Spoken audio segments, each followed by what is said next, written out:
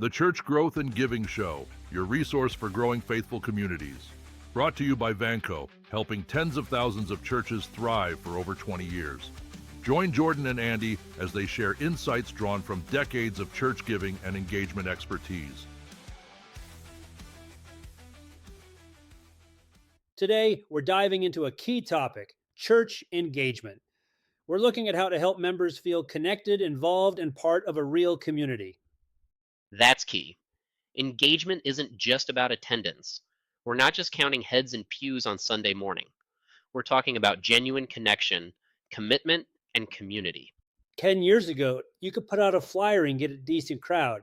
These days, people are busier, more distracted. There are just so many things pulling for their attention.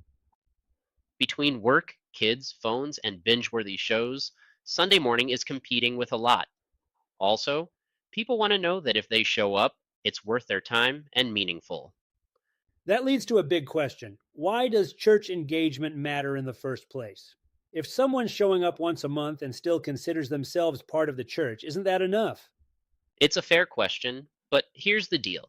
When people pull back from active participation, they're not just missing a service. They're missing community, spiritual growth, and emotional support. Engagement is the vehicle for transformation. When you're connected, you're being shaped and your faith is maturing. And you're not doing it alone. You're walking it out with others, right? Being part of something bigger is a key component. That's what makes the difference.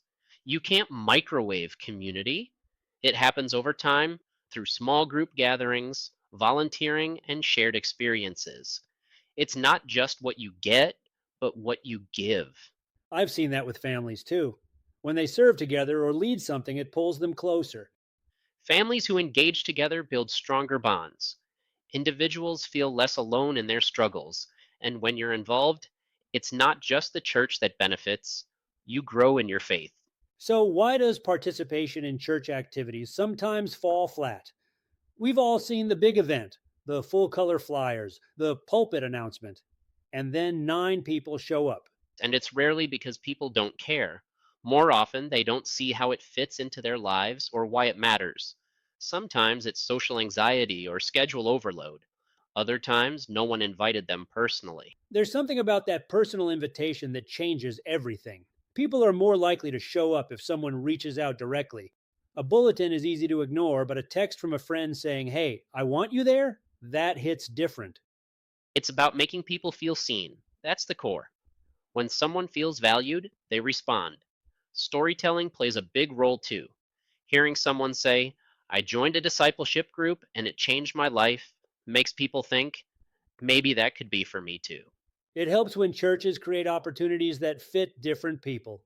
Not everyone wants to lead prayer in front of a crowd. Some folks want to quietly serve behind the scenes. Diversity in service opportunities is key. If you're only offering up one way to engage, you're only reaching one type of person. Give people different doors to walk through and they'll find where they belong. That includes small groups, right? That's where the real depth happens. Small groups are the heartbeat of relational discipleship. They're where people open up, grow, and really connect, but they need structure. A good facilitator, consistency, and a welcoming atmosphere keep people coming back. One thing I've seen over and over is that when small groups are run well, they don't just create good Bible discussions, they create friendships where someone notices if you're not there and checks in. That's what people are looking for. Yes, and when that happens, it shifts the whole culture of the church. People start seeing church not as a place they go, but a people they belong to. But it takes intentional effort. It's not enough to hope relationships form. You have to create environments that nurture them. So, how do churches actually do that? What makes community stick beyond a Sunday service? Start with mentorship. Pairing new members with someone who's already plugged in gives them a guide and a connection, and mix up the age groups. Let the younger members serve alongside older ones. You'd be surprised how much wisdom and energy get exchanged that way. For sure. I've seen younger members step up in ways they didn't think possible just because someone older encouraged them. That sort of cross generational thing doesn't happen enough. The follow up piece is where most churches drop the ball. It's simple stuff, a quick text, a thank you card, or a coffee invite. Those small moments make people feel seen. It's about being thoughtful. It reminds me of hospitality teams. I used to think they were just there to hand out bulletins, but they're really setting the tone for someone's entire experience. That hello can shape whether a person decides to come back. And you can build on that with systems like a buddy program linking a new visitor with someone who can help them get connected. Church leaders play a big part too. When pastors model relational connection, it sets a tone that filters down to the rest of the community. People follow what they see. If leadership is relational, the congregation becomes relational. You also want to think about service projects. Getting people working together on something that matters builds stronger ties than any coffee hour ever could. That shared mission experience bonds people in a unique way, but that only works if they know where your church is headed. So, how do leaders get people to buy into the church's vision? Your vision should be felt in the room, heard in conversations, and seen in action. If your church says it values community outreach, people need to hear stories and see results. If it's discipleship, that should show up in how you structure your ministries. So, it's not just about stating the vision, it's about weaving it into everything. That includes sermons, newsletters, social media, and testimonies. Every platform is a chance to reinforce the message. People need to hear the why over and over before they internalize it. I like that you mentioned testimonies. Those are so powerful. When someone shares how being part of the church changed their life, it's impactful. Stories move people, and collaboration amplifies your vision. Partner with schools, businesses, or other churches. When your church's impact is visible in the community, it gives your mission legs.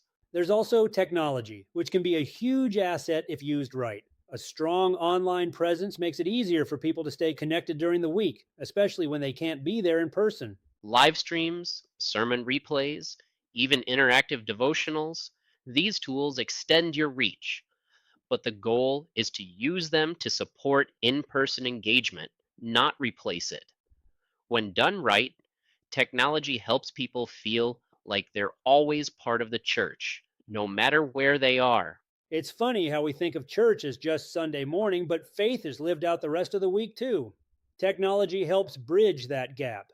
Things like faith based apps, online Bible reading plans, and daily devotionals delivered to your phone make it easier to stay rooted. When you layer in things like hybrid Bible study groups, you're giving people flexible options. Maybe they can't make it to church every week, but they can still grow and connect. You're meeting people where they are, especially when it comes to different needs across your church community. It's not one size fits all anymore. You've got teenagers, young families, retirees, all looking for something meaningful. That's why you tailor the approach. Youth groups need energy and real conversations. Parents might need childcare and coffee. Seniors may want a slower pace and more discussion. It's about designing experiences around those needs. And that includes cultural diversity too, making sure your worship, your events, and your leadership reflect the community you're trying to serve. When people see themselves represented, they know they belong. We can't forget families. They've got a lot on their plates. If the church feels like another demand, they'll disengage. But if you provide practical support, fun events that fit into their lives, and opportunities to serve together, they'll lean in. Let's shift gears a bit and talk about discipleship. You said something earlier that stuck with me. Discipleship isn't about checking a box, it's about an ongoing relationship with Jesus and others. How do we build a culture around that? It starts with intentionality. Bible studies, mentorship, and serving together aren't just programs, they're environments that help people grow. We also need to ask, are we encouraging people to discover their spiritual gifts and helping them find ways to use them? I've seen spiritual gift assessments be a great tool for that. People are often surprised by what they learn about themselves. When someone gets plugged into a role that fits them, their energy changes. They're not just serving, they're thriving. That leads us to volunteers. They're the heartbeat of the church, but they're also busy outside church. So the goal is to make serving feel life giving, not draining. That means making the ask personal, right? Not just a general announcement from the stage, but a conversation where someone says, I see this in you, and I think you'd be great at it. But don't overload them with constant asks for help. And once they're in, give them support. Pair them with someone more experienced. Check in, let them explore. Maybe they try something and realize it's not a fit. Appreciation matters too. A simple thank you note or a shout out during service goes a long way. Volunteers want to know they matter, they want to grow. So give them leadership opportunities, invite them into planning meetings, and make their voices heard. When you do that, they don't just feel helpful, they feel needed. And when people feel needed, they stay engaged. Before we wrap, let's touch on something exciting.